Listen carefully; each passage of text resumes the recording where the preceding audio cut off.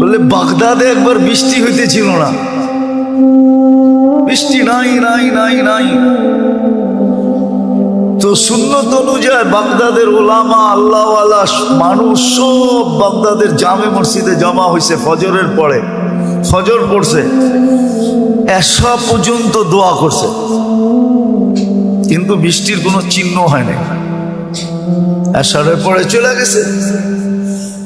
তো মালিক ইবনে দিনার রহমতুল্লাহ আলাইহি বলেন, আমি বসা ছিলাম মসজিদে, তো দেখলাম এক জীর্ণ শীর্ণ গোলাম, জীর্ণ শীর্ণ গোলাম, কৃতদাস ঢুকলো। কেননা কৃতদাস দেখলে বোঝা যায়, আপনারা দেখেন তো না, এই জন্য বুঝবেন না। আফ্রিকায় আছে এখনো, নাইজেরিয়ায়,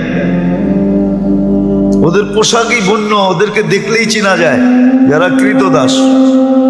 আমিও চিনতাম না, প্রথমবার যখন গেছি তো জিজ্ঞাসা করছি এদের পোশাক এরকম কেন, তো বলছে এরা অমুকের কৃতদাস। সবার আবার ভিন্ন ভিন্ন আছে। যেমন আমাদের রাগ হয়ে যাবেন বলবো না, রাগ হয়ে যাবে।